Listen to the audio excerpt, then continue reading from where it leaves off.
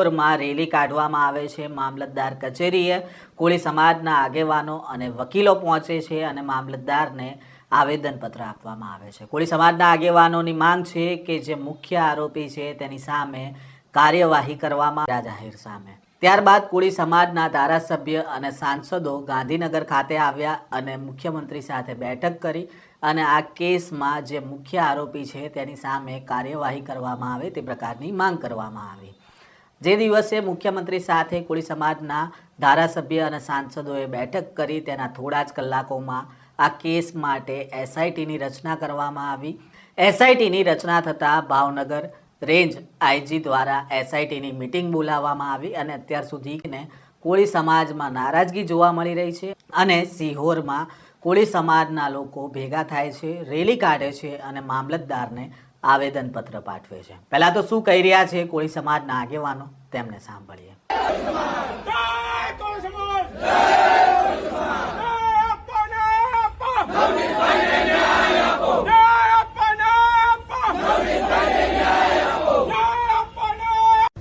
આજે સિહોર મામલતદાર કચેરી ખાતે આજે બહોળી સંખ્યામાં કોળી સમાજના ભાઈઓ બહેનો જયારે આવેદનપત્ર આપવા આવ્યા છીએ। આપણે બગદાણામાં જે નવનીતભાઈ ઉપર એક જે હિંસક જીવલેણ હુમલો કરવામાં આવેલ હતો, આ હુમલાના પગલે જયારે એક સામાન્ય ગુનાની એફઆઈઆર, સામાન્ય મારામારીના ગુનાની જયારે એક એફઆઈઆર થયેલ હતી, એમાં આરોપીઓ વિરુદ્ધ માત્ર અજાણ્યા એવા શખ્સો તરીકે એક એફઆઈઆર નોંધવામાં આવેલ હતી। એમાં કોઈ પણ આરોપીઓ વિરુદ્ધ નામજોગ ફરિયાદ કરવામાં ન આવેલ હતી।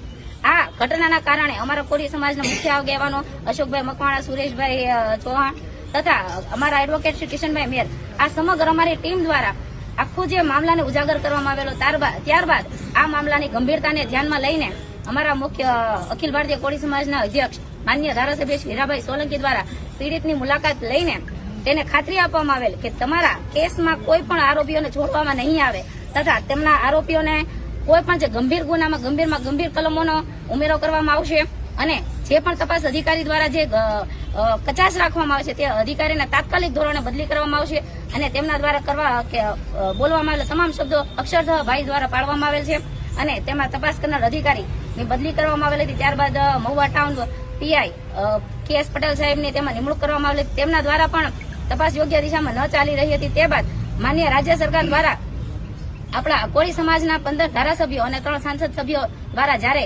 ગાંધીનગરમાં કાલે મુલાકાત થઈને મુલાકાત દ્વારા સીએમ સાહેબ દ્વારા તટસ્થ તપાસની ખાતરી આપવામાં આવેલ હતી અને આ મામલાને લઈને એસઆઈટીની એક નિમણૂક કરવામાં આવેલ હતી, જેમાં અમરેલી ધારીના ડીવાયએસપી શ્રીની અધ્યક્ષતામાં એક એસઆઈટીની નિમણૂક કરવામાં આવેલ છે અને આ એસઆઈટી દ્વારા અમારી સમગ્ર કોળી સમાજ વતી અમે એક માગણી કરીએ છીએ કે આ ગંભીર ઘટનાના મુખ્ય આરોપી જે હજુ પણ બહાર ફરે છે, આ કાવતરાખોર આરોપીઓને તાત્કાલિક ધોરણે ધરપકડ કરવામાં આવે, તેમની સંડોવણી બહાર પાડવામાં આવે, સીસીટીવી તથા કોલ રેકોર્ડિંગ દરેક પ્રકારની માહિતીને જાહેર કરવામાં આવે અને આ આરોપીને તાત્કાલિક ધોરણે ધરપકડ કરવામાં આવે એવી અમારી સમગ્ર કોળી સમાજની લાગણી અને માગણી છે। તથા આ ઘટનાને લઈને કાલે અમારા ભાવનગરના તાલુકા તથા શહેરના તમામ વકીલો દ્વારા અમારા નવનીતભાઈની મુલાકાત કરવામાં આવેલી હતી અને આ મુલાકાતના અનુસંધાને અમારા વકીલો દ્વારા 6 સભ્યોની એક ટીમની નિમણૂક કરવામાં આવેલી હતી। આ ટીમની નિમણૂક દ્વારા અમે વકીલો પણ આજે એસઆઈટીની જે ટીમ છે તેની સાથે સંકલનમાં રહીને તપાસમાં ક્યાંય પણ કોઈ કચાશ ન રહી જાય તે માટેની અમે ખાતરી કરીએ છીએ અને મુખ્ય આરોપીઓને તાત્કાલિક ધોરણે પકડીને એને સજા કરવામાં આવે તેવી અમારી તૈયારી રહેશે।